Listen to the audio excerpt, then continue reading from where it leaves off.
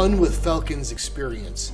This is one of many of the experiences that PEI has to offer.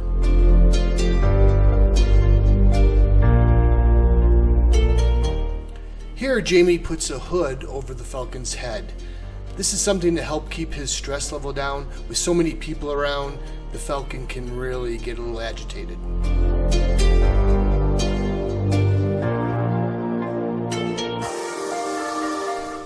Jamie is the owner of Island Falconry Services. He offers golf courses, airports, farmers, natural ways to get rid of pest birds.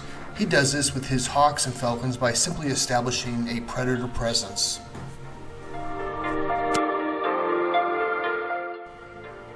The birds eat quail meat. They basically get fed 2 times a day. Now the falcons, they're actually fed twice a day, but the hawks are only fed once a day. And the reason this is because the falcons have a higher metabolism than the hawks.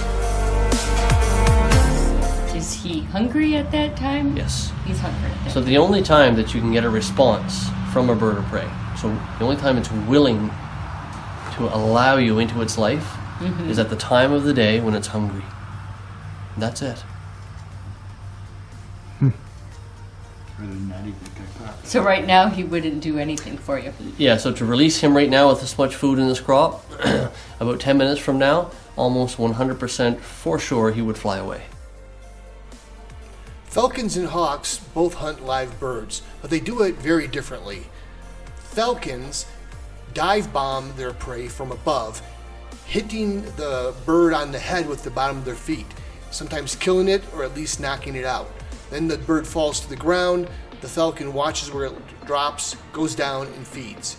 A hawk is quite different.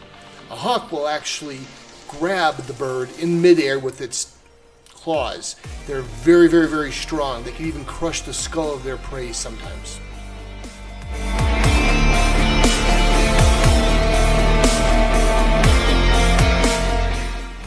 Here Jamie's talking to us about the bird feathers. Just when you thought you knew everything about bird feathers, found out we really don't. Interesting enough, if a left wing feather of the bird falls out, the right wing feather will also fall out. It's just Mother Nature's way of keeping everything in balance and letting the bird still function and fly. Also, birds will molt to get rid of old and torn feathers. This is something very common.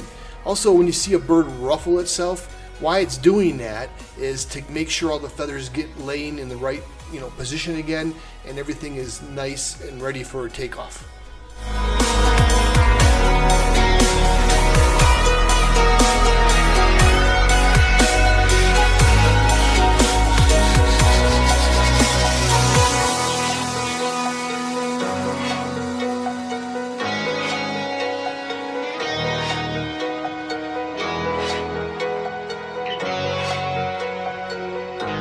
So if he's in the tree line across the field, it's quite a distance.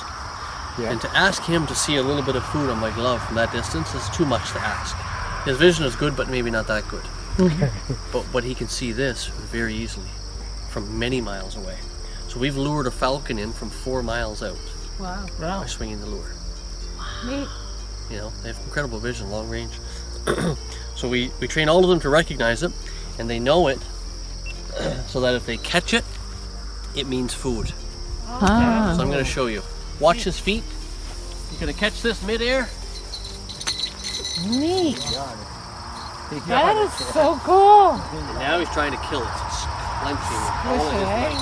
Yeah, look at that. Notice he shifted everything towards the front of the lure. Yeah. That's where the head would be, right? Right.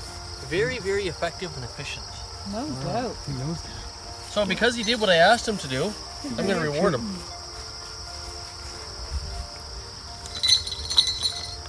Remember the technique I talked earlier about? Oh yeah, behind you. Behind her, yeah. He doesn't see what's going on here. I'm using my body to block what I'm doing, okay? So in his brain, it got away. I use the same technique, whether it's a lure or a snowshoe hare. Right. All the same. And that way he never really looks at me as a thief. I'm always a hunting partner. Yeah.